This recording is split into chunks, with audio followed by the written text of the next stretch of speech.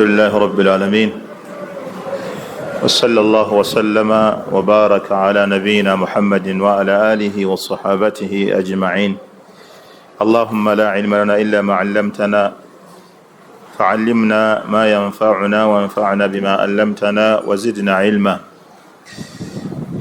أما بعد، قال المؤلف حفظه الله تعالى: والكفار في الشرع صنفان: كفار أصليون أي الذين لم يدخلوا في دين الإسلام أصلا، وهم دهريون والفلاسفة والمشركون والمجوس والوثنيون وأهل الكتاب من اليهود والنصارى، فهؤلاء قد دل على كفرهم الكتاب والسنة والإجماع. فهؤلاء قد دل على كفرهم الكتاب والسنة والإجماع، وموتاهم مخلدون في النار، ويحرم عليهم دخول الجنة، وأمرهم معلوم من الدين بالضرورة. قال الله تبارك وتعالى: قاتلوا الذين لا يؤمنون بالله ولا باليوم الآخر ولا يحرمون ما حرم الله ورسوله ولا يدينون دين الحق من الذين أوتوا الكتاب حتى يعطوا الجزية عن يد وهم صاغرون. متنا مجفق الله سبحانه وتعالى تمسبا السكساسلا نمرين بي مكما في النبي محمد صلى الله عليه وآله وسلم نبا الصحابة بي أبي بتيوة نابو بنابا ناتامبل يكبرون مبوي بيسومسا إلى يوم الدين.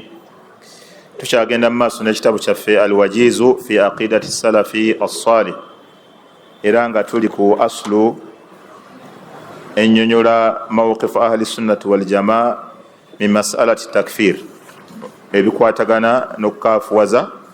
wa huwa al aslu athalithu fi hadha alkitab.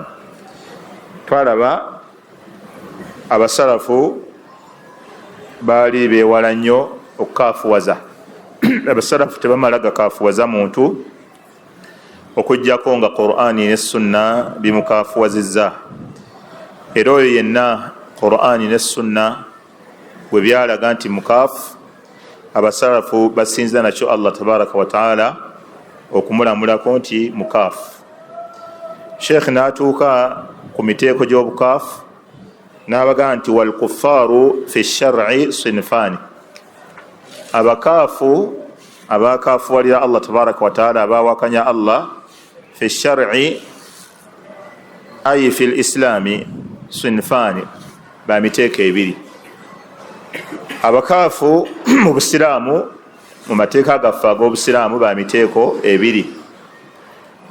kuffaarun asliyun, waliwo abakaafu ab'ekikolo, waliwo abakaafu ab'ekikolo nga ab'eshariya yabalamulako nti abo bakaafu bakikolo.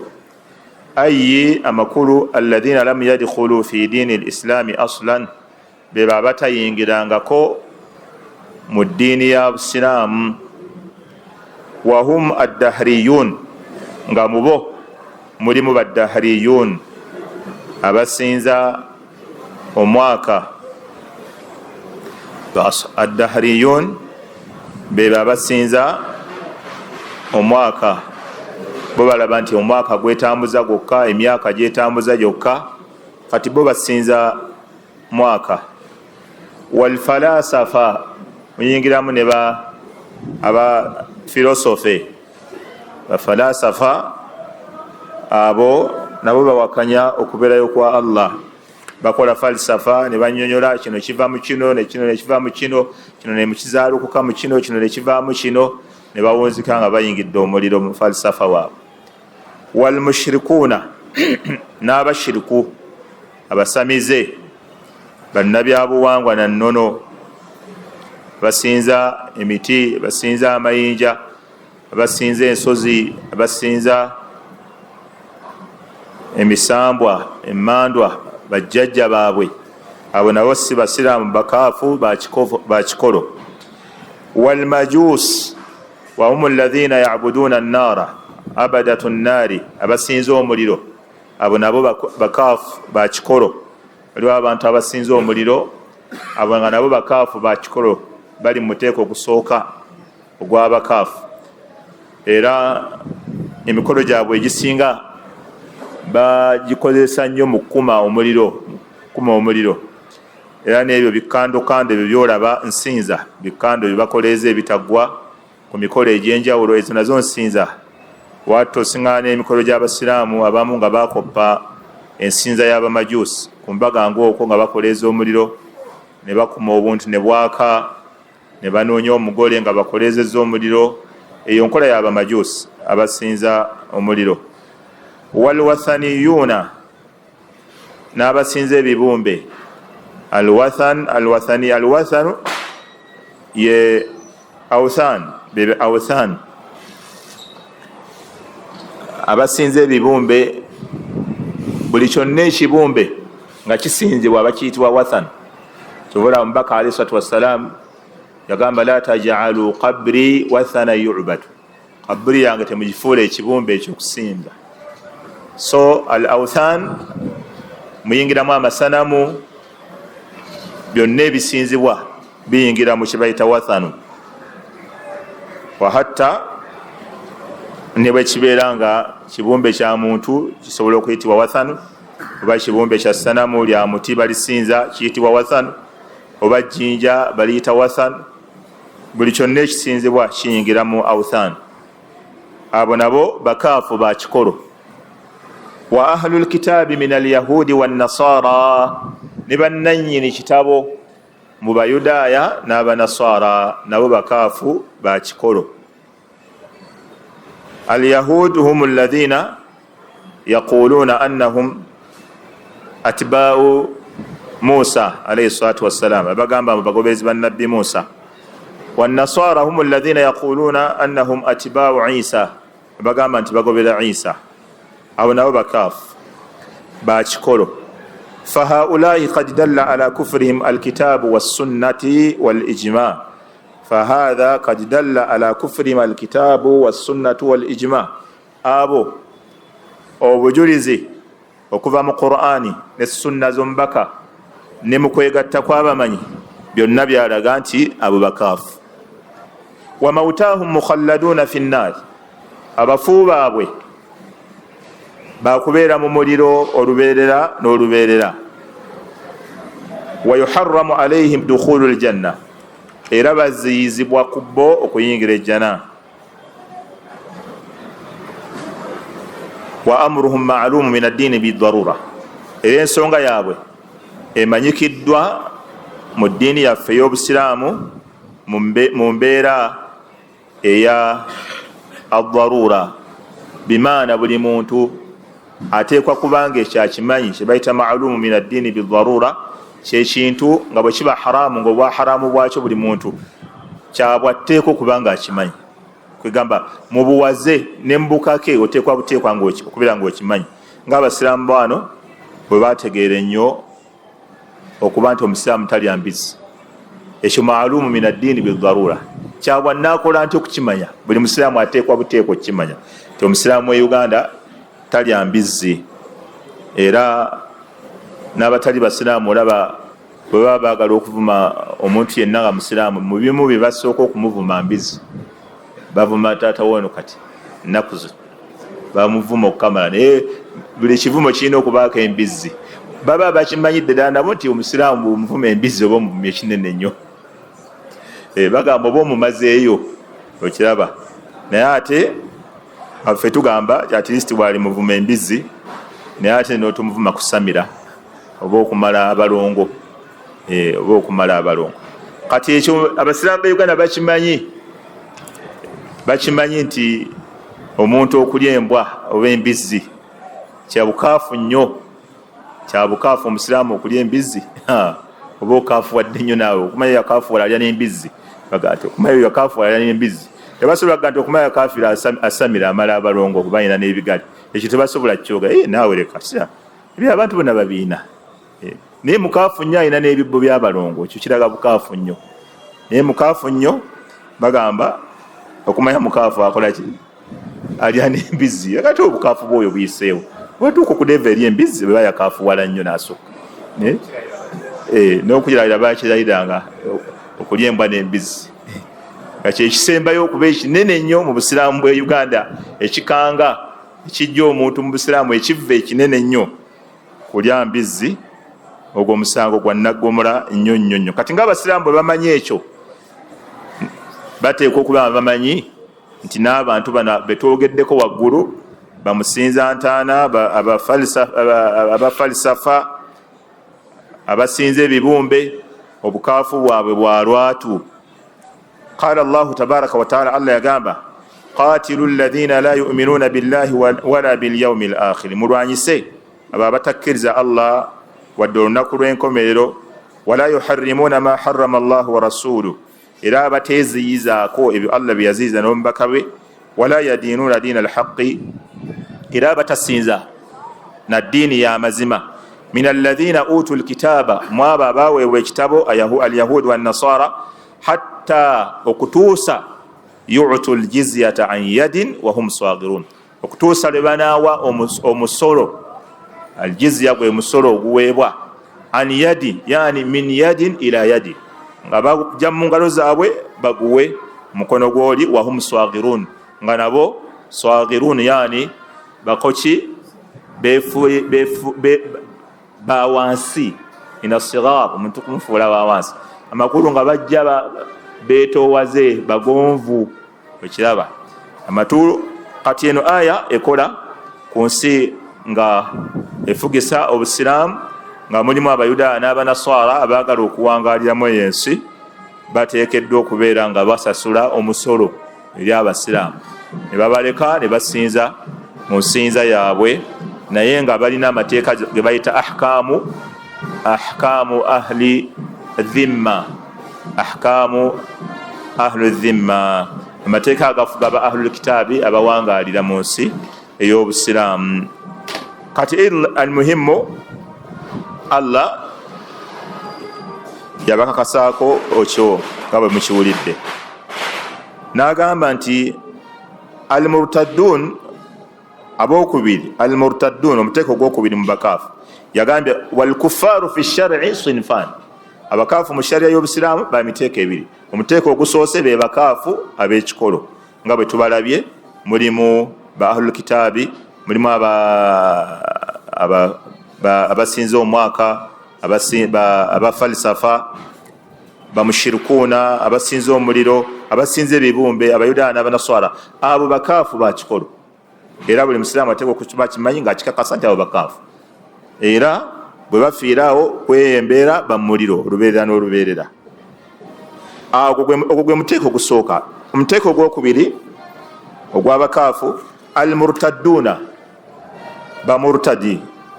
bamurtadduna be baluwa, alladhina yantasibuna ila alislaami, beebo ababa beteeka ku busiraamu, babweteekako bweteesi, abagamba nti basiraamu, abagamba nti basiraamu, alladhina yantasibuna ila alislaami, abagamba mbu basiraamu. Walakin naye yasduru minhum itiqadun aw fi'lun aw qawlun yunaqidu islamahum, naye nga bo bagamba basiraamu, era omusiŋŋana agamba musiraamu, naye walakin yasduru minhum, nga bavaamu itiqaadu, enzikiriza, aw fi'lun, oba ekikolwa, aw qawlun, oba ekigambo, yunaqidu islamahum, nga kimenyawo n'okwonoona obusiraamu bwabwe. Bagamba nti basiraamu naye nga bavaamu ebigambo n'ebikolwa n'enzikiriza nga eyonoona obusiraamu bwabwe. Fayakfuruuna bidhalika, ne baba bakaafu olw'ekyo. Amakulu asobola okugamba mbu musiraamu naye nga alina enzikiriza gy'akkiririzaamu, oba alina ebigambo by'ayogera, oba alina ebikolwa by'akola, ng'ebyo ebikolwa bimufuula murtadi, naaba nga naye mukaafu. Agenze ku muteeko ogwokubiri ogwaba murtaddin oba murtadun, n'agamba mubo wa in qaamu bi ba'di sha'airi al-islami. Sheikh agamba nti wa in qaamu bi ba'di sha'airi al-islami, ne baba balina amateeka g'obusiraamu agamu, sha'air yani alamat, alamat diniya, obubonero obw'eddiini, ne baba balina obubonero obw'eddiini obumu bwe bakola, oba amateeka, شعار قد يطلق إلى أحكام وإلى أماكن وإلى القرآن والسنة والأحاديث. كل هذه شعائر لهذا الدين obubonero bw'eddiini ne baba ino amateeka g'eddiini agamu ge basigadde bakola wekiraba waman yu'azzimu sha'aira Allah fa innaha min taqwa alqulub ne baba basigadde basaala kyategeeza lianna as-sala shi'aru lihadha ad-din as-sala ne baba basigadde basaala ne baba basigadde basiiba lianna as-sawma shi'aru lihadha ad-din wa in hajju ne bakola hijja lianna al-hajja shi'aru lihadha ad-din ezo zonna ibadat arkanu ezo zonna shi'aru zaddin. Kati ne baba basigadde bakola ebikolwa ebikolebwa abasiraamu nga mulayini muyimira naye musiiba naye musaala naye awani zaka ne Makka agenda naye ng'ayina ebigambo byayogera ebyobukaafu oba ng'ayina ebikolwa byakolwa ebyobukaafu oba ng'ayina enzikiriza gyakkiririzaamu eyaki ey'obukaafu. Nga nzikiriza ki? Nga gamba nti okusaba abafu omukisa tekiina mutawaana ey'enzikiriza waba kiine tyawo omuntu osobola okusaba abafu omukisa bw'aba akkiririzamu ekyo kiba kimukaafu bwasa. Sheikh agamba nga baani mulimu kalbatiniya. Albatiniya be babakkiriza nti amateeka gano gonna oba ayati zemulaba ziina الأمور الخفية الداخلية التي لا يعرفها كثير من الناس. Bagamba amateeka galinamu ebyomunda irimu ey'obuziba kati abantu basinga tebagitegeera bakhawaasu bokka bebagitegeera kati bo basinziza ku irimu ey'omunda irimu ey'obuziba abagamba olaba kati Allah agamba kutiba alaykum siyam naye siyamu erina irimu ey'omunda si siyamu eno ey'okungulumu gye mutegeeza okiraba kati abo batambulira ku irimu ey'ebuziba abo bakaafu. Wakadhalika mulimu mwaba bagwa muteeko ogwo mulimu ne baani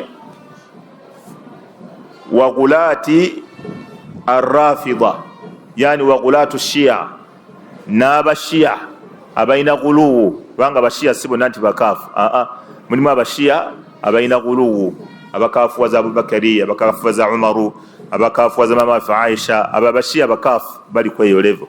Kati abashia tebala Sheikh Salih Fawzan bamugamba nti abashia Sheikh balimu emiteeko gitutabula mulimu bebagamba nti bana abashia bali kweyo level bakaafu waliwo abagamba nti waliwo 12 abagobera ba imamu 12 kati ne bamugamba nti fede tusobola kwawula abashia bakaafu n'abatali bakaafu okiraba bawamu nnansi tebasobola kwawula abashia bali ku level ey'obukaafu n'abatali ku level ey'obukaafu.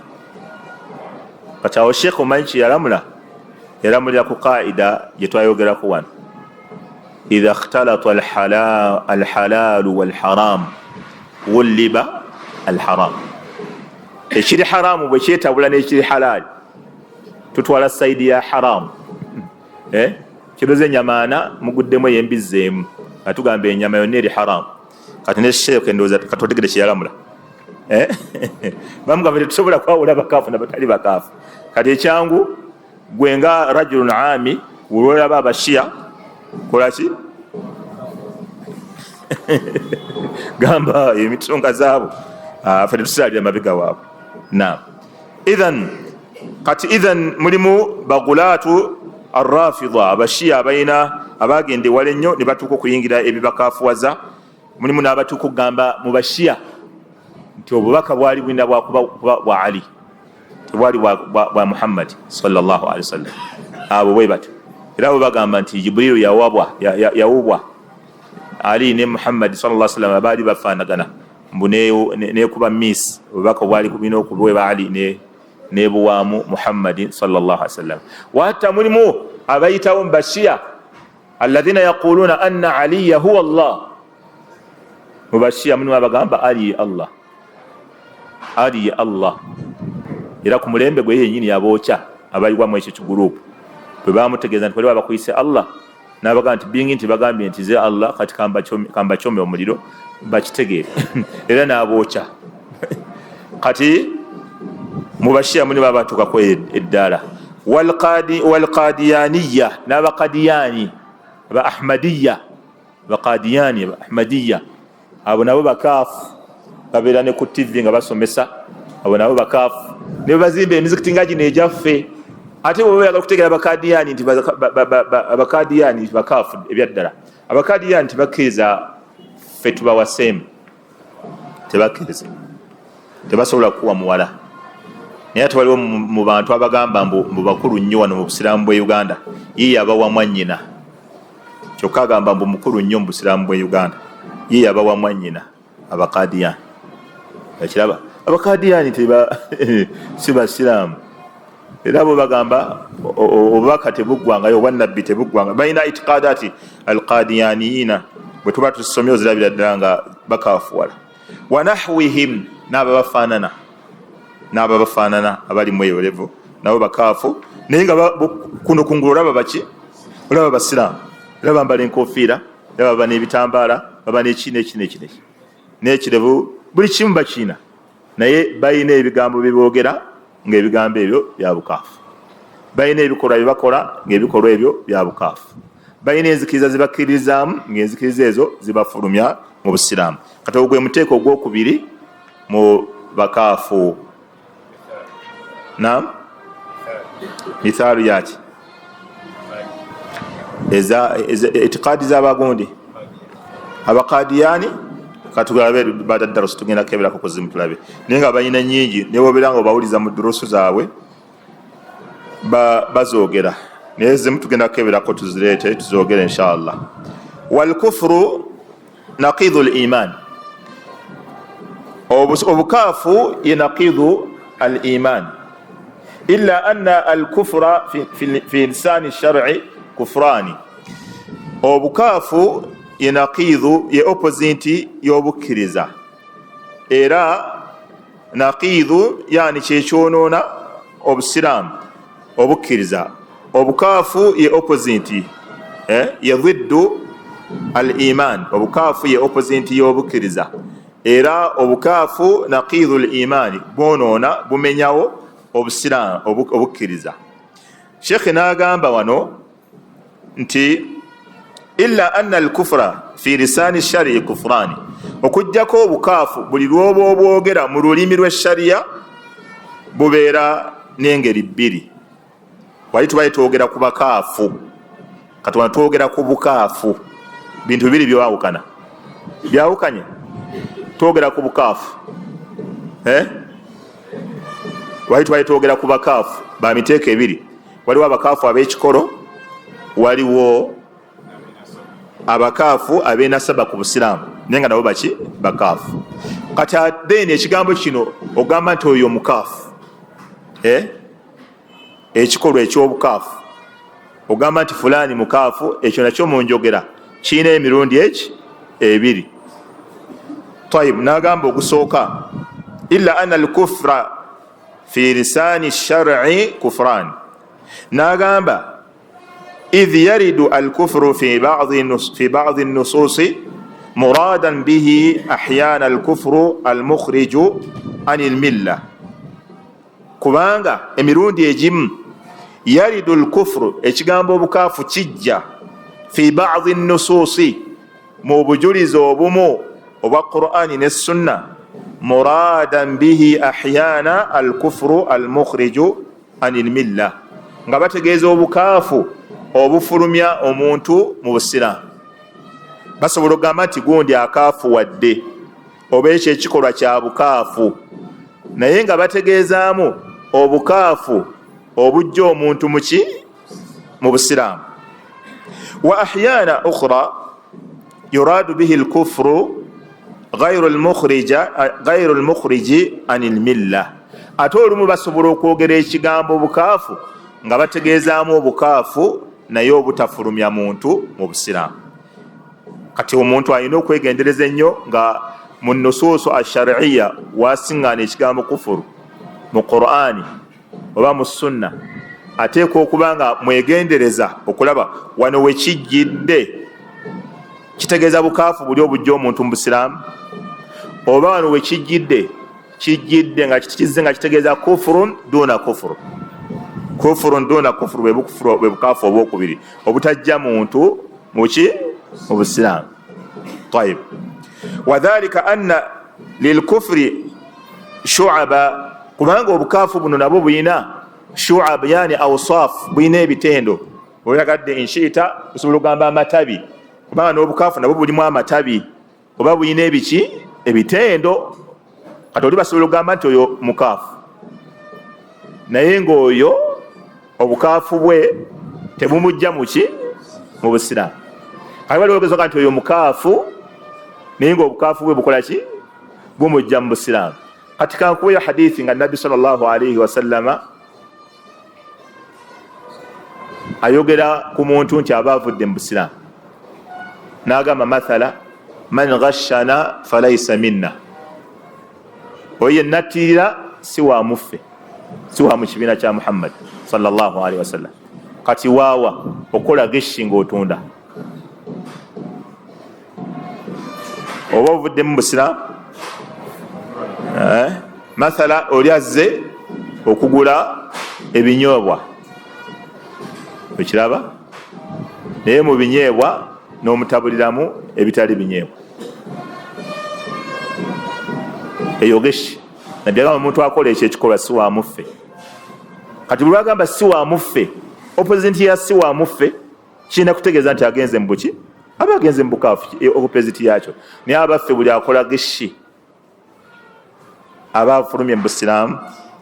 Oli azze gula nnyama nagamba haji ya leero naisha eno malidaadi terina tabbu yonna, n'omuwaamu eyajjo naye ng'omugambe terina tabbu yonna, malidaadi sawasawa sawasawa.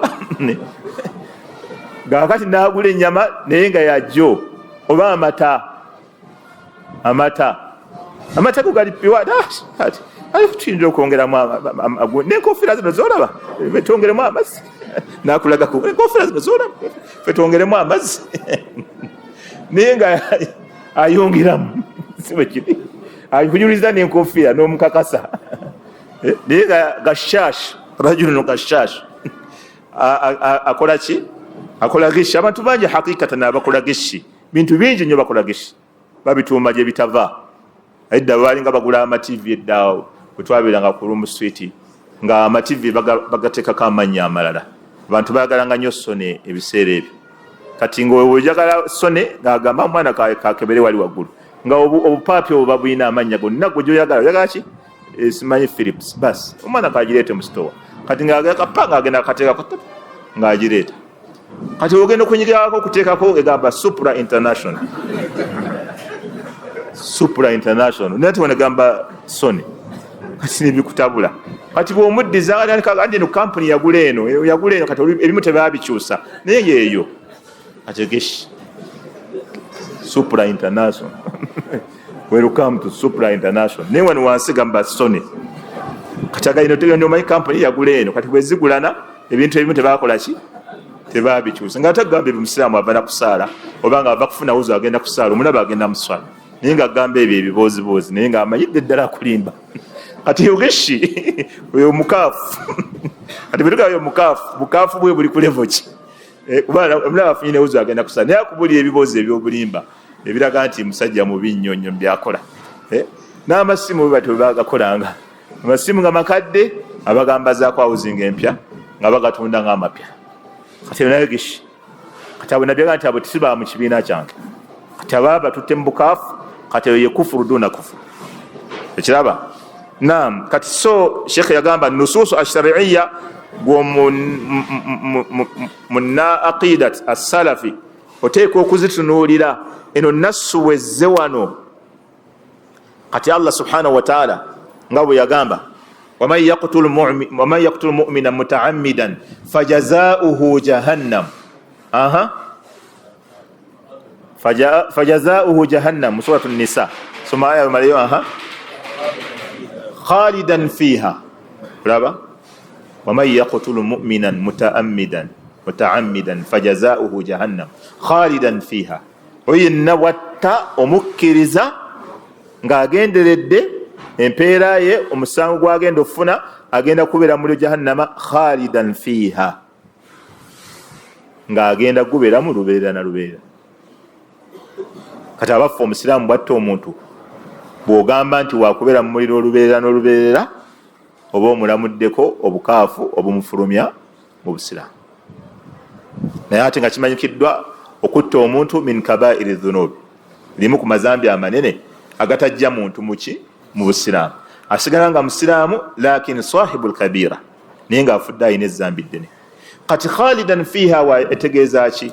Etegeeza tuulu almukuuthi fiha, tuulu almukuuthi fiha, kyagenda gumalamu ebbanga ddene. Olw'obuyitirivu ebbanga eddene, fanusba ila alkhuludi oba fanusbat ila alkhuludi, ne baliteekako ekitendo ky'okuba nti lubeerera, naye nga bategeeza bbanga ddene. Ngera bwe kyajja mu hadithi y'okusiiba kwa nabbi okwa Sha'ban, hadithi ejjanga egamba anna nabiya sallallahu alaihi wasallam kana yasuumu Sha'bana kulla. Olaba, nabbi yali asiiba Sha'bani yenna. Okiwulira nga ate as-sahih hadithi mama Aisha radhiyallahu anha agamba teri nabbi mwezi nagumu gwe yasiiba gwonna n'agumalako okujjako Ramadan. Naye ati hadithi nga yo ntuufu egamba nabbi yasiibanga Sha'bani yenna. Kati baba bategeeza ki? Ebbanga lya Sha'bani erisinga obunene nabbi yalisiiba. Era waliyo hadithi eyajja n'ekinyonyola kana yasuumu Sha'bana illa qalila, yali asiiba Sha'bani okujjako akatono, n'alekayo akatono. Kati olw'okuba akasigaddeyo katono mu njogera bagamba nti yenna Sha'bani yakoze eki? Yamusiibye. Nga naawe bw'olaba abantu nga bazze ku mukolo bangi n'ogamba nti abantu bonna babadde wali, si bwe bagamba? Abantu baweddeyo, abantu bavuddeyo naye nga baweddeyo, naye obawa ekitendo ky'okuba nti baweddeyo likathiratihim, olw'okuba nga babadde baki? Bangi. Kati n'olwekyo lafdhul kufri, enjatula ekigambo ekigamba nti gundi mukaafu, mu shariya w'okisomye mala kwetegerezaawo nnyo olabe. Wano kitegeeza bukaafu obumujja mu busiraamu oba bukaafu obwenkanankana eki? Okuba nti zambi eddene eritamujja muki? Mu busiraamu. Kati Sheikh n'agamba wano nti wal kufru, obukaafu buno obwogerako fi ba'dhi nusuusi, mu bujulizi obumu bwa Qur'ani bujja nga bategeeza obukaafu bujja omuntu mu busiraamu, ate mu nusuusu eza kitaliyo endala obukaafu busobola okujja nga bategeezaamu obukaafu naye ng'omuntu tebumujja muki? Temubujja mu musiraamu. Sheikh agamba naam, kubanga obukaafu nabwo bwennyini buyina amatabi n'ebitendo. Wakama anna al-imaana qawlun wa amalun, nga bw'olaba obukkiriza nabwo kigambo na bikolwa, fakadhalika al-kufru qawlun wa amal, n'obukaafu nabwo kigambo naki n'ebikolwa. N'agamba Sheikh wal maasi wadh-dhunubu kulluha min shu'abi al-kufri. Kyova olaba amaasi, obujeemu, wadh-dhunubu n'ebyonoono, kulluha byonna ebyo min shu'abi al-kufri, bibalwa ng'ebitendo by'obukaafu. Limaadha? Kubanga Allah amugambye tobba, kati ate nabba, n'abanga awakanyizza. Okiraba? Awakanyizza ekyokuba nti Allah amuganye okubba. Kati kino kiba kitendo mu bitendo by'obukaafu, kubanga al-kufru kitegeeza kuwakanya. Si bwe kiri? Tayib. Sheikh n'agamba kama anna at-ta'ati kullaha min shu'abi al-iman, nga bw'olaba ne ta'ati, obugonvu bwe tukola, emirimu gye tukola gyonna nabyo bitendo mu bitendo byaki? By'obukkiriza. Kuba twagamba obukkiriza nabwo buyina amatabi n'ebitendo, kati n'obukaafu nabwo buyina amatabi n'ebiki? N'ebitendo. Wa min usuli ahli sunnati wal jamaa, era ebimu ku bikolo ebyaba ahli sunnati wal jamaa, Sheikh agamba annahu min al-mumkin, bakkiriza nti kisoboka an yajtami'a fi al-'abdi al-imanu wa ba'du shu'abi al-kufri, bakkiriza nti omukkiriza asobola okuba nga yeegasseeko ebintu bibiri. Omuntu asobola okuba ebintu bibiri nga bimwegattiddeko okubanga ayajtamia fi labdi, omuddu nga mukkiriza wa fi baadi, ate nga ate ayinamu n'obukaafu, asobola okuba nga abigasse byombiri, oba awe nifaq, oba nga ayinamu ku bunnanfuusi. Naye mukkiriza naye ayinamu ne khislatun min khiswali annifaq, ng'alimu ku bitendo byabiki by'obunnanfuusi. Naye nga mukkiriza ng'alimu ku bitendo eby'obukaafu. Kati abasunnati wal jamaa bakkiriza omuntu asobola okubeera omu ng'alinamuko ebitendo by'obukaafu, ayinamu ebitendo by'obuki by'obunnanfuusi, ng'ate ayinamu n'ebitendo by'obukkiriza. Nga bwasobola okuba nga ayina obukaafu n'obukkiriza, wakadhalika annifaq allati la tunafi asla al-imani wa haqiqata. Naye nga ebitendo bino byayinamu eby'obunnanfuusi, okiraba, la tunafi tebimujjaako, tebijjirawo ddala asla al-iman, nga tebimujjaako kikolo kya bukkiriza. Kalkadhib walghadar, ng'okulimba n'okwawukana ku ndagaano, ebyo bitendo byaki by'obunnanfuusi. Naye ebyo tebijjaawo asula al iman, omuntu asigala ekikolo ky'obukkiriza akyakirina naye ng'alimu ebitendo byaki eby'obunnanfuusi. Kati asobola n'okubaamu n'ebitendo eby'obukaafu. Walkufuru dhu usulin wa shu'abin mutafawita, nabwe kityo era obukaafu nabwo buyina ebikolo n'amatabi mutafawita, agaki agaawukana, ag'enjawulo. Minha ma yujibu alkhuruja anil milla, mu bitendo by'obukaafu n'amatabi g'obukaafu mulimu oli kyayinza okukola nga kimukakasaako ku bantu obusiraamu abuvuddemu, abufulubi. Era n'agamba wa minha ma duna dhalika, era mu bitendo by'obukaafu mulimu ebitatuuka kuba nti omuntu bikola ki, bimufulumya mu busiraamu. Wayaqa'u al-kufr, kati bino ebitaano byebikola obukaafu, ebintu bitaano byebikola obukaafu.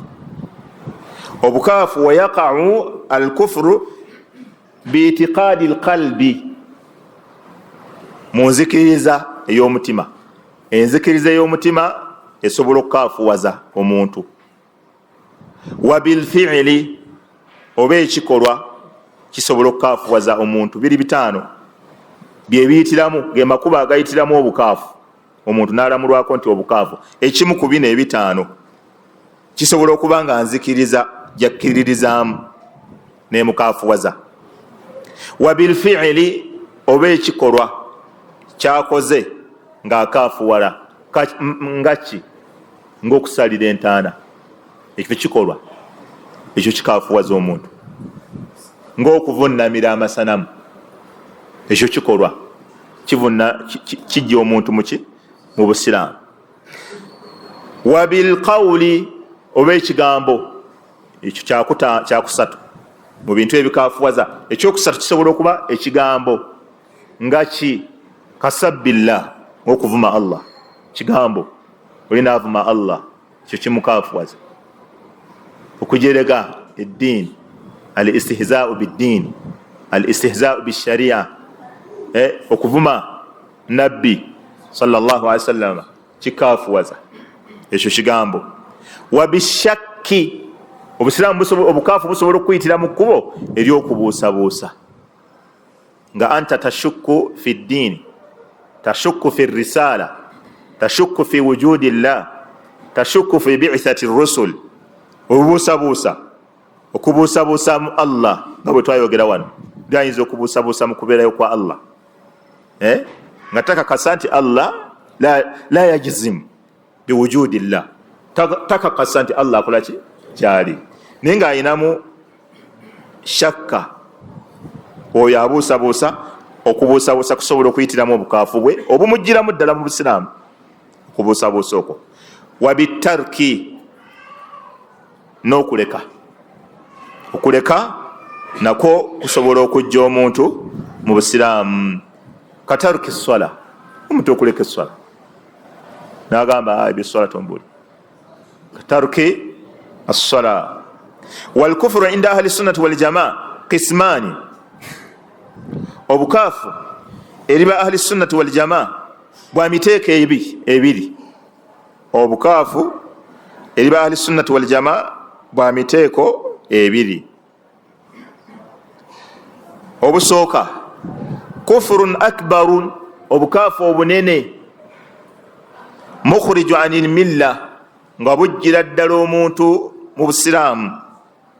Bwe buluwa huwa ma yunaqidu al-imana, bwe obwonoonera ddala obukkiriza. Wa yubtilu al-islaama, nga butta n'Obusiraamu ne bwonoona n'Obusiraamu. Wa yujibu al-khuluda fi nnaari, era nga bukakasisaako okubeera mu muliro olubeerera. Wa yakunu bil-i'tiqaadi wal-qawli wal-fi'li wash-shakki wat-tarki wal-i'raadi wastikbaar. Bubeerawo mwezi embeera, busobola okubeerawo mu nzikiriza, oba mu kigambo, oba mu kikolwa, oba mu kubuusabuusa, oba mu kuleka, oba mu kukubayo al-i'raadu, okukubayo amabega n'obikuba amabega eby'eddiini, wal-istikbaar, n'okwekuza.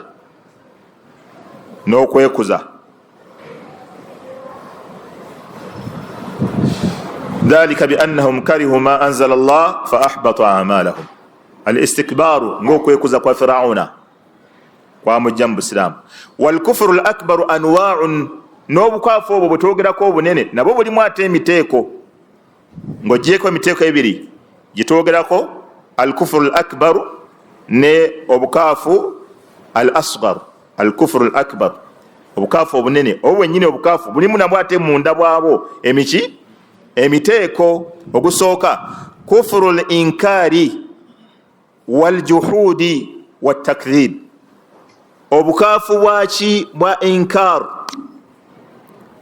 okutamwa, wal-juhudi n'okuwakanya, wat-takdhib n'okulimbisa. Ogwo omuteeko guli wansi w'obukaafu obujja omuntu mu Busiraamu, okuba nti yunkiru, awakanya, n'awakanya, atamwa n'okuwakanya, n'okulimbisa n'alimbisa. Kyonna kyasazeewo okulimbisa mu ddiini. Mumkin wahidu an yajhada wujuba as-sala au wujuba as-siyam.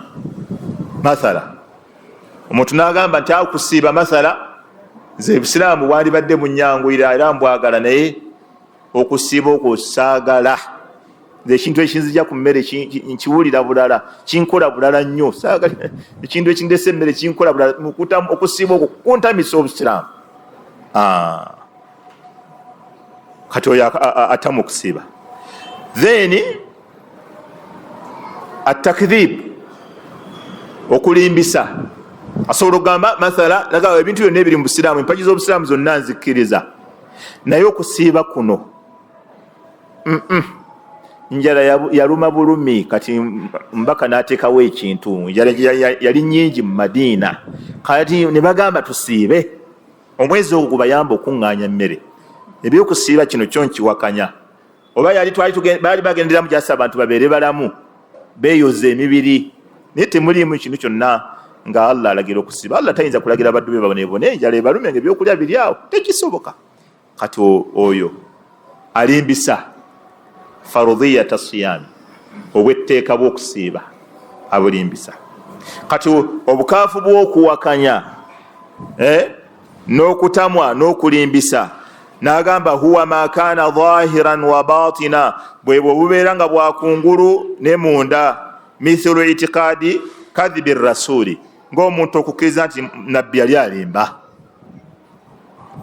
Okulimbisa nabbi. Oba wa anna ikhbarahum anil haqqi bi khilafi alwaqi'i, wa anna ikhbarahum anil haqqi bi khilafi alwaqi'i aw idda'i anna ar-rasul sallallahu alayhi wasallam jaa bi khilafi alhaqqi wa anna ikhbarahum anil haqqi bi khilafi alwaqi'i. Nga bo bagamba nti amazima gano agoogerwa gaawukana n'ebituufu ebiriwo ebibagambibwa bino bikhibari anna ikhbarahum an alhaqi bikhilaafi alwaqi, nti bino bye babagamba mu butuufu tebikwatagana na kiki kiriwo. Amakulu bye bagamba bino byawukana n'ebituufu. Kati mathala gati basahaba bye barawa si byebyo ebituufu, ebituufu baabituulira. Okiraba agamba amazima gano ge bagamba bikhilaafi alwaqi, gaawukana n'ekiriwo. Nga bagamba Bukhari, Sahih Bukhari bamukyusa, basahaba hadisi mbu bazikyusa. Kati bagamba ebyogerwa wano mu bituufu mu ddiini byawukana n'ekituufu ekyaddala. Aw iddi'ai anna ar-rasula jaa bikhilaafi alhaqqi, oba okugamba nti Muhammad sallallahu alaihi wasallam mbaka yajja na kyennyume ky'amazima. Amakulu waliwo bye yatuulira, bye yali alina okwogera n'ayogeramu ebirala ebimuyisaawo ye nga ye, ebiyisaawo ekika kye, ebiyisaawo famire ye, ebiyisaawo abantu be. Oba okuba bikhilaafi alhaqqi nga kitegeeza si ye yalina okuba ye. Ekiraba era kitega bikhilaafi alhaqqi, eno enzija gye yajjamu si ye yali ey'amazima. Amakulu ow'amazima yali alina kuba muki mulala, ono yajja si bituufu. Aw man daa anna Allah ta'ala harrama shay'an wa ahallahu ma ilmihi anna dhalika khilaafu amri Allah ta'ala. Oba omuntu aw man daa, oba omuntu alaba nga yakiteekawo anna Allah ta'ala nti Allah wekitiibwa harrama shay'a, ayina ekintu kyeyaziiza, aw ahallahu, oba n'akikkiriza, ma ilmihi anna dhalika khilaafu amri llah. Al-iddia ono huwa alladhi yadda'i, kano yakiteekako ye yakiteekawo nti Allah subhanahu wa ta'ala mathala yagaana okulya ensenene. Okiraba, Allah yagaana okulya obutiko, Allah yagaana okulya ekkobe. Yadda'i, ye yakiteekawo obuteesi, naye asobola okuteekawo mu ngeri bbiri. Esooka ng'agamba anna Allah ta'ala harrama shay'an, nti ekyo Allah yakiziiza. Aw ahallahu, oba yakikola ki yakikkiriza, ng'alina kyagambye abantu nti ekyo kikkirizibwa. Ma ilmihi, awamu n'okubanga amanyi anna dhalika khilaafu amri llahi ta'ala wa nahyihi, naye ng'akimanyidde ddala nti ekyo kyawukana ne Allah kyeyalagira oba kyeyaziiza. Amakulu ng'amanyidde ddala Allah kyeyalagira kirala ne kyeyaziiza kirala, then ye n'akkiriza Allah kyeyaziiza oba n'agaana Allah kyeyakola ki kyeyakkiriza. Mathala nga Allah subhanahu wa ta'ala yatugaana min mahdhurati al-ihrami, tetukkirizibwa kuwoowerayo. Si bwe kiri, muntu waba mikolo gya hijja takkirizibwa kuwoowa wa huwa muhrim. Si bwe kiri, takkirizibwa kwogereza. Sega Kasaliko yagamba tagenda nga Makka, n'agamba n'okugamba mumusabire ku dduwa atuukeyo, nze passport yange eyo njeyamye, ati abalala nabo bakole ebirala nawe ogende kumula. Ekyo kiveewo nakyo. Sika yagamba tagendako Makka, byaddala bya Siriya, nze passport njagimukolera biidhnillah, abasigadde mumukolera ebirala agende e Makka. Si kyekyo ate ensonga nayo tugibeereko ebbanga nayo eveewo. Sheikh waffe ate agamba atagendako Makka, lwaki nga tagendayo? Alina okugendayo biidhnillahi tabaraka wataala. Si kyekyo. Naam, kati Sheikh agamba nti omuntu asobola okubeera nga agaanyi Allah kyeyakkiriza oba nakkiriza Allah kyeyagaana. Kati mu Allah bye yagaana yatugaana okuwoowera e Makka, si bwe kiri? Allah yatugaana okuwoowera e Makka. Kati omusiraamu seeka n'afuna omukyala e Makka n'amuwa irimu, ekkiriza okuwoowera mu kifo ekitukuvu wadde bali mu mikolo. kati ekyo kyakabenje ate kyolanga ayogera ekyokusaaga naye kyali kibaddewo nga byaddala kale ate ovuvako amwogerereza eri namuwoowa wali ati n'abakolerayo ebirala ebisinga okusaba maama Dijo nonfumbira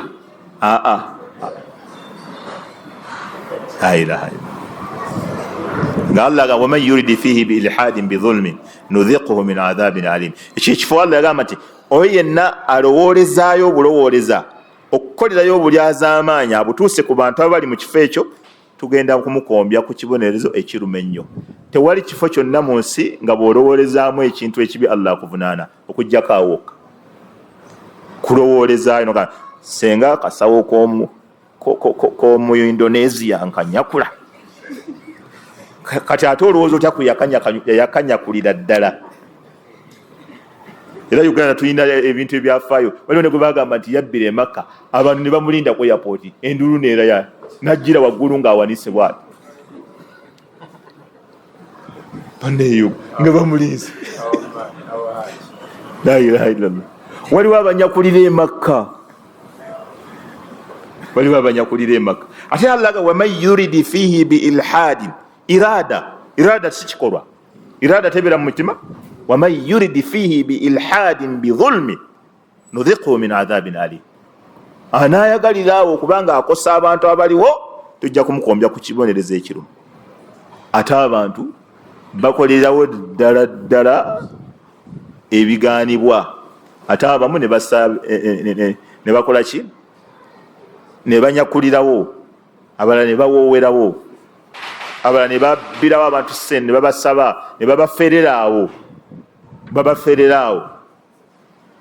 Waliwo abantu edda be basabanga esente za umraawo olina gye nanyumizaako bahaaji banne ati mwe mwasaze embuzi emu ati fe akatujjako embuzi 3 bazijjako eya umra ne bazijjako eya hijja ne bangamba nja kuddayo nkola ne umra endala bakanzijjako embuzi ezi 3 embuzi eza umra 2 neya hijja emu awo ng'ate abantu obapangira ki diiru ez'amaanyi awo e Makka awo.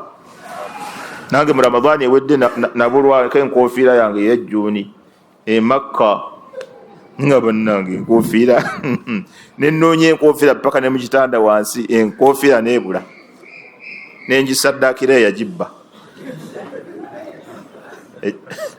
ate nze mukolere ki enkofiira yagitwalira ddala ng'ali siriyasi. Nanoonya enkofiira ne musuuka nenkeberamu wansi bweri nga teriiyo nenva ku nkofiira enkofiira yange empya bwetyo la ilaha illallah. Haji yagitwala ayinza lugikubiramu embaga Allahu akbar. Nali nejjuno nalijja Makka Allahu akbar. Yali amanyi ndoza yiye kakati enkofiira yabula bannange nembulako. Kati almuhimu oli asobola okusomera munne irimu e Makka naye nga irimu gyamusomera si ntuufu naye nga yalina byayagala okukola ki okuyisaawo naye nga agimusomerera wali Makka. Kati ono ng'asoma amanyi si kituufu ekyo kyasoma. Kati Sheikh agamba oyo yeewale okuba nti ebyo byazanyiramu ezo ensalosalo zagizaamu okuzanyiramu atyo zisobola omufulumya ate obukaafu obunene ddala kubanga Allah kyagaanyi wali ate yo naamulaga nti kikola ki kikkirizibwa gye bali ddala nga bakolerayo ddala e Makka ebintu ebingi. Era waliwo n'abaavaayo e Makka ng'oli olwavaayo mu bufumbe teyaddayo yadda wa musajja mulala abo nabo mwebali ng'olwava e Makka bwati mu hijja yatuukira mu maka g'oli omusajja omulala eno teyaddayo. Kati naye nga bamuwadde irimu ate abakyala irimu yaabwe gimanyi tobawa irimu y'amaanyi nnyo eryawe obawa irimu ntonotono ne batambulizaako obulamu omuwa irimu ntonotono kubanga y'amaanyi ennyo tebagyagala. Kati ithan oli yampaabira era ensonga bwe zityo la hawla wala quwwata illa bangi embeera ezeeterera butereezi n'emabega eri, emabega ate eri kyayitiriranga eŋŋuumi. Eŋŋuumi kumanyi eŋŋuumi okusisinkana emakka eyatwala nego batwalako eŋŋuumi n'enyoka ne mutawulula butawuluzi. Ebyo byonna essente zokka abasajja batubbye essente ziri ludda wanze ngende nzijjeyo ziri wali mu ruumu. Ezo essente nazo n'eŋŋuumi n'enyoka. Eŋŋuumi Allahu akbar. Kakati almuhimmu fe kye tuliko wano, omuntu okuharamisa ekintu ng'akakasa amanyidde ddala Allah yakikkiriza oba nakkiriza Allah kyeyagaanira ddala, yaligwa mu kateebe, yaligwa mu nnyanga ey'obuki, ey'obukaafu ate obunene ddala. Era wano kyobola Sheikh Salih al-Fawzani, Sheikh Salih al-Fawzani bwe yali ayogera ku muntu aharamisa Allah bye yakkiriza, yagamba omuntu akikoze yagamba faqad tajawaza haddahu, aba asusse ekikomo w'alina okukoma. Era naga nti fahuwa yastahiqu al-la'na wal-iqab. Bw'atyo bwe yagamba, yastahiqu al-la'na wal-iqab, agwana okukolimirwa n'okuweebwa ekibonerezo kubanga asusse waakoma. Kye kimusussiza waakoma? Ayingidde woofiisi y'okuharamisa n'okuhalalisa. Ate nga woofiisi siyiye. Naye abaganda bano tebagiyingira, bagiyingira bali muli beeyagala, tebafa nayo. Bagiyingira bali muli batudde ssebo bakyuka n'okukyuka bati. Bano abazzukulu n'abagaana, bano n'abagaana, bano towasa, wano basa. Bali mu woofiisi etali yaabwe mwe beeyagalira. Bakyuka bebagaana okuwasa, bebagaana okulya, bebagaana wano toyitawo, wano gira bwoti. Bo kyebaagala kyebaharamisa kyebahalalisa. Bali mu woofiisi eteri yaabwe. Kiraba? Kati obwo bukaafu Sheikh yagamba, qala Allahu ta'ala, Allah yagamba nti waman azlam, ani asinga obulyaza amanya, sighatu mubalagha eri ku waznu yani ya af'al. Waman azlam, ani asinga obulyaza amanya, mimman iftara ala Allahi kadhiba, okusinga omuntu ateekawo agunjawo ku Allah obulimba, au kadhaba bilhaqqi lamma ja'ahu, oba oyo alimbisa amazima oluvannyuma lw'okuba nga gamujjidde. Alaysa fi jahannama mathwan lilkafirin fasammahum Allahu ta'ala kafirin.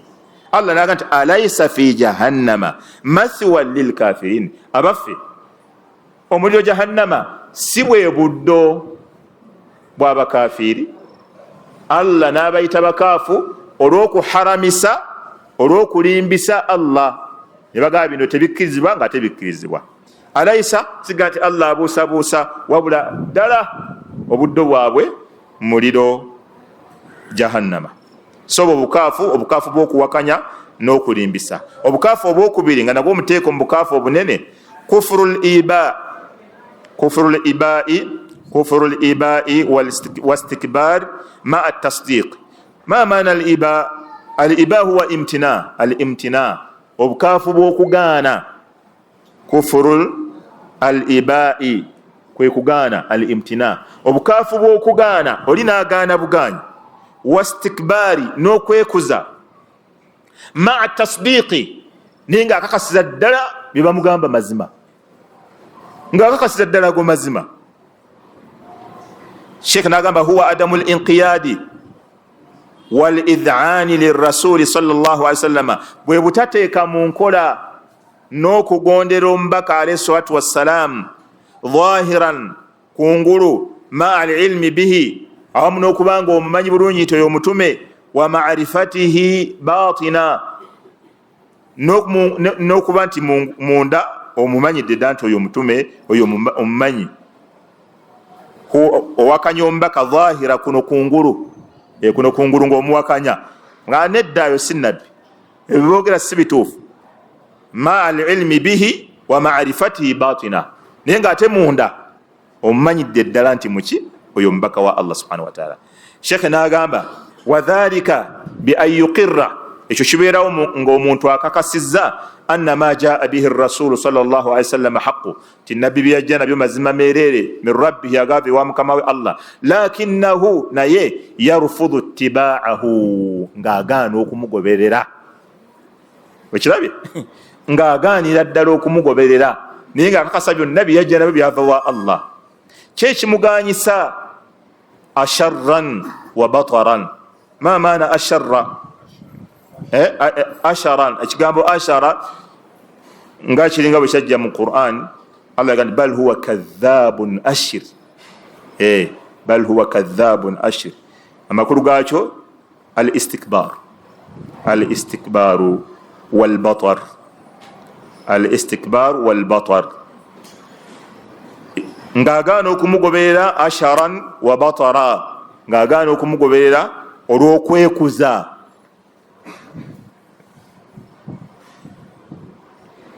Wa bataran, ekigambo al batar yani tughyan, n'olw'obujeemu.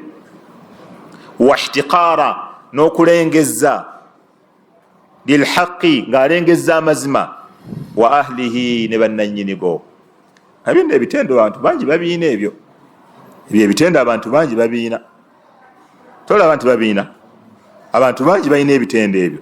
Kambiddemuko tulabe. Sheikh ng'agamba wano nti nabbi sallallahu alaihi wasallam abamukakasa nti nebinajja nabyo maki mazima meerere agave wa Allah, lakinnahu naye yarfudu ittiba'ahu, ng'agaana okugoberera nabbi. Asharan, olw'okwekuza, okiraba. Wa bataran, n'olw'obujeemu. Wa ihtiqaran lilhaqi, n'amazima okugalengeza. Wa ahlihi, n'abagaliko ng'abalengeza. Ebifaananyi temulina bingi kw'ensonga, buli muntu alina ebifaananyi bingi, ng'abantu amazima abamanyi nabbi ge yagamba naye tebaagala gagoberera. Si kyekisooka, tebaagala gagoberera naye gabamanyi ddala ago mazima. Era bw'omugamba ekyo nabbi teyakiregalira nti nabbi yakyogera, ate lwaki tokigoberera? Kati awo ekiba kimuganye kibulu, kwekuza. Naye kati ebyo by'abatabuliigi, naye ate nze siri mutabuliigi.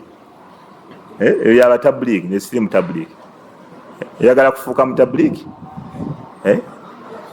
era ne bw'obeera mu mukolo basobola okukulaba. Kati teguwazze mu mukolo gwaffe, gwe tuli mutabuliigi, basobola okukulaba ne bakwawula.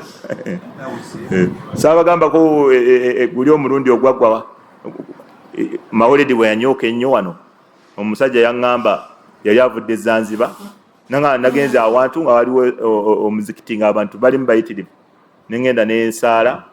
Kati bwe bamaze ne batandika okukooka ennyimba ne bazikira neki, naŋŋamba omugagga yazze n'ayingira omuzikiti n'atandika okugaba ssente kwabo ababadde bazikira amawulidi.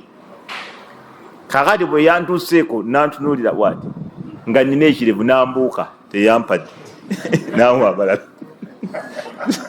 Musiraamu yaŋŋamba abasajja bali sirias, nabo baawula, baawulira ddala, basosola bamanyi bannaabwe.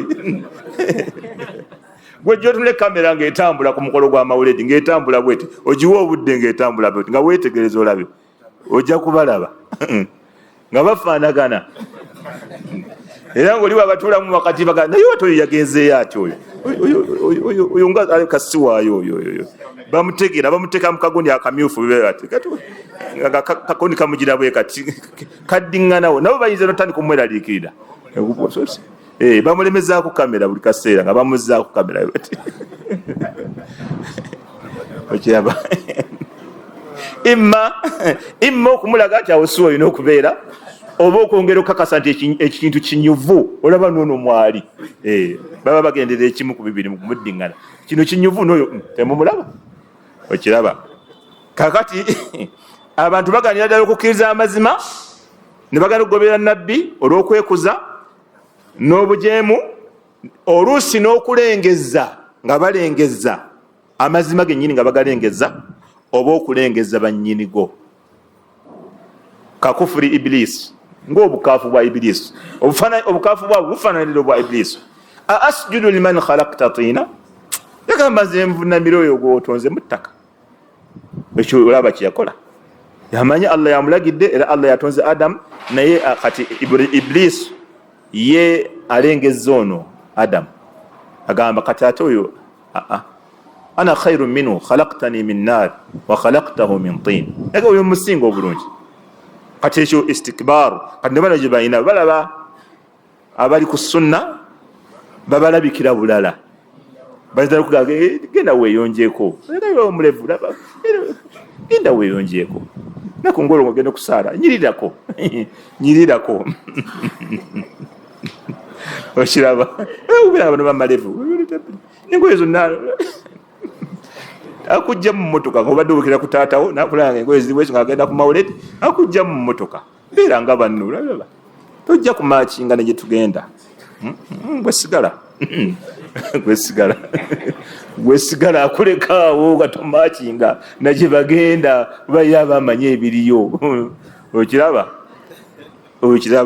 omusajja yafubutukawo ekibuli nayogera ddala n'agamba omutabuliiki ffenaffe tugenda kweyesa engoye twawukane ku batabuliiki tulumye omusalafu yakyogera naffe genda zikweyeseza ddala twawukane ku batabuliiki tulumye omusalafu kati nebazirinyamu okiraba ono yaŋambako omusiraamu eyagamba agenda tuwa omwana ow'obuwala ng'eddiini gyakola awaka efuuse y'abasalafu naga nja muwaayo mu basalafu ono omwana agenda kwononekera ddala ajja kwonona ne banne kamuwe mu basalafu agendere ddala eyo salafu ayonoona famire bannaake kati abantu batamwa nabbi be yaliko sallallahu alaihi wasallam ne balengezza babiriko ne bawulira ddala nga bafa kana kafuuse kasalafu kagende kana afunye abasalafu ne bakawasa fa innahu lam yajhadu amra Allahi Iblis teyagaana kiragiro kya Allah kyeyamulagira teyagaana walam yunkiruhu era teyakitamwa nti akiwakanya walakin qabalahu bil-ibai wal-istikbar naye yakyolekeza yakyaŋŋanga nakuwakanya nakwekuza teyagaana nti kibamulagidde si kituufu Allah omugamba vunnamira Adam teyawakanya kiragiro kya Allah naye yakyanukuza kola ki kwekuza na tughyan al-istikbar wa tughyan bujemu na kwekuza na qala Allah tabaraka wa taala Allah agamba qalu anu'minu laka wattaba'aka al-ardhalun bagamba nabbi Nuhu alayhi salatu wassalam anu'minu laka oyagala tukukkirize wattaba'aka al-ardhalun ninga abantu abawansi be bakugoberedde yani aradhiruna badi ar-ra'yi nga bamugamba walla ffe tulaba bakugoberedde aradhiruna badi ar-ra'yi be bawansi muffe abalina n'endowooza embi ebirowoozo ebifu byonna biri kwabo be bakugoberedde era bannabbi wakadhalika al anbiya kyobalaba bannabbi ba Allah abantu abasinga ngo bagoberera be bantu ababulijjo naye bo babayita bawansi kigambo ekyo nafiwa Sheikh Abdul Karim ng'akitereeza sentamu Allah amusaasire yagamba abasiraamu mutera okukozesa ekigambo ne mugamba abasiraamu abawansi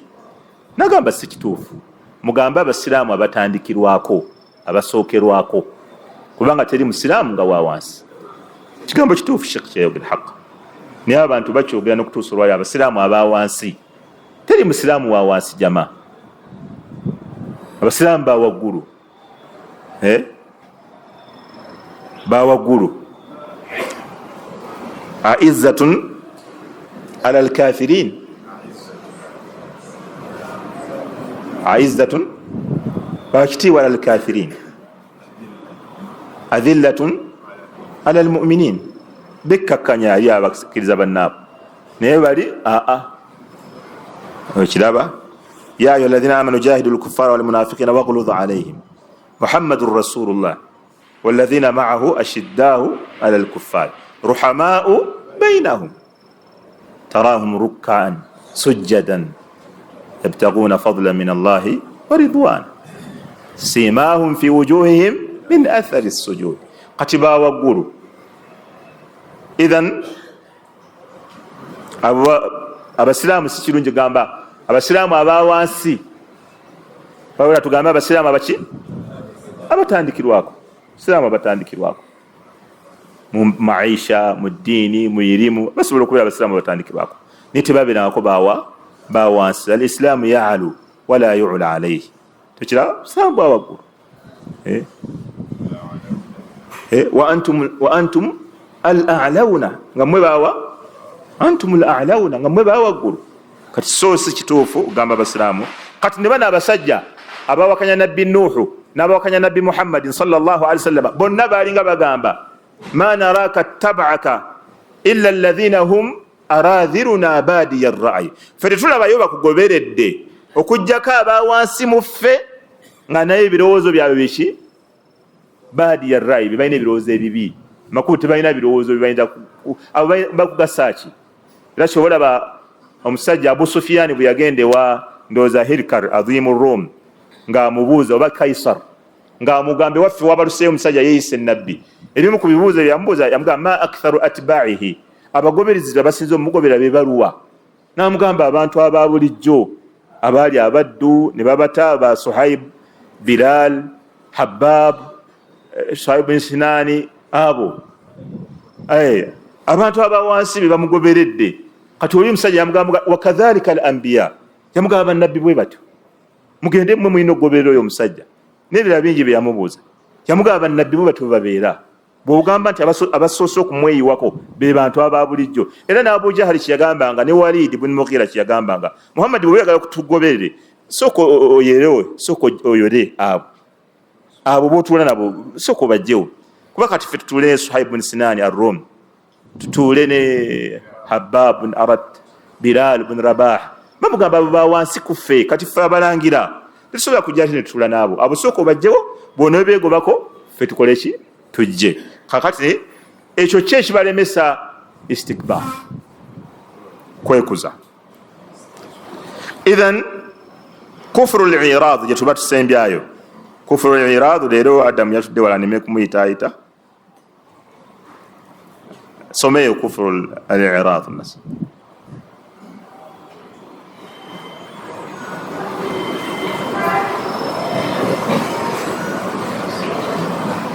Soma seka.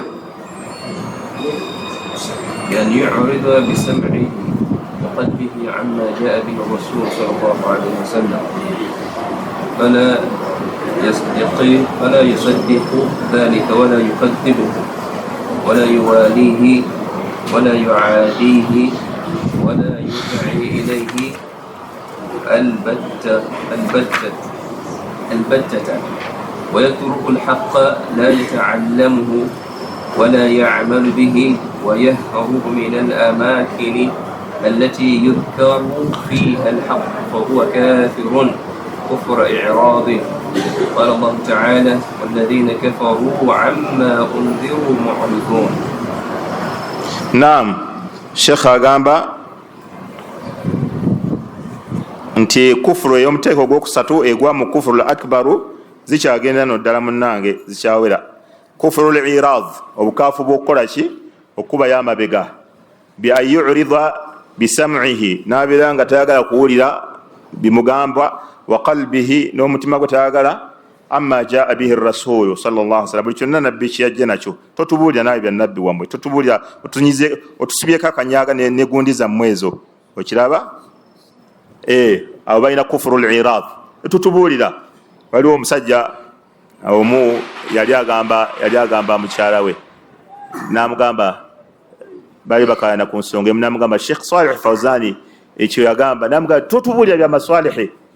Omusajja yali akutte ekikopo n'akikuba omukazi we n'amugamba kugamba seka yagamba tongamba tombulira bya maswalihi. Kati omusajja yali mukambwe yali nga Ibn Gantungu yamwanikuza kikopo kyali akutte ekyakyayi kyalimu ne kyayi. Mulimu abasajja wallahi yadun biyadi, mukono ku mukono al-ainu bil-aini wal-anfu bil-anfi, nyindo ku nyindo liso ku liso nga bo tebakiriisa. Kikopo ogumayo kuba omuntu ekikopo kino kya bbumba, si kikopo kya plastika, kya bbumba kyamuko wekiyita ekyo kusanya ekyo. Oyo omusajja alina obukambwe ku sunna. Kati nkugamba Sheikh agamba tinawunziramu n'amujja mu ddiiro. Kakati Esende limu abasajja abakambwe. Kati bantu olitayagala kuwulira bya Allah oba bya Nabbi sallallahu alaihi wa alihi wasallam, ekyo kikyamu kimuleetera okuba nti akaafuwala.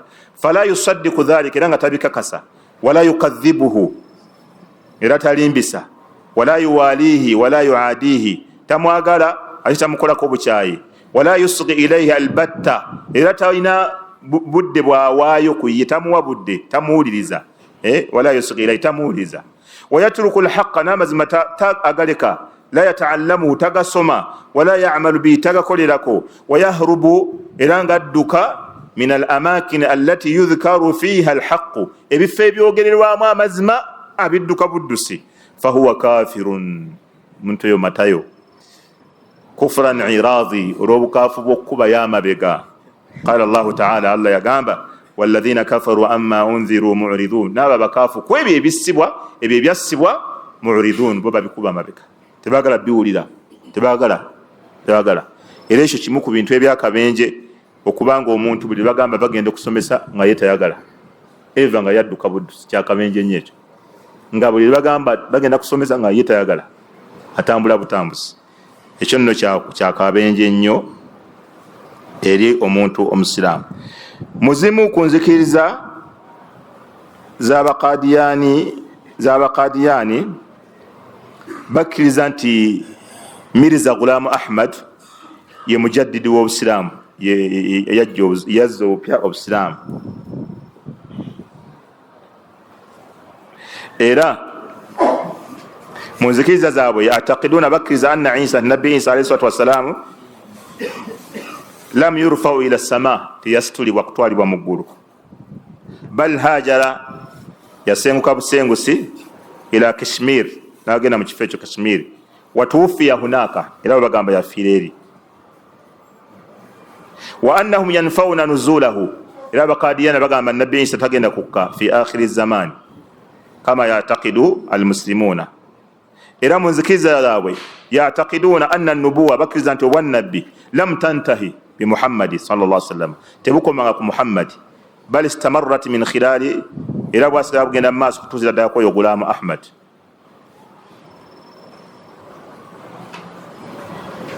N'ebirala bibakkirizaamu Abaqadiyani. Waffaqa Allahu lijamii lima yuhibbuhu wa yarda. Sallallahu wa sallam wa baraka ala nabina Muhammad wa ala alihi wa sahabatihi ajma'in, walhamdulillahi rabbil alamin.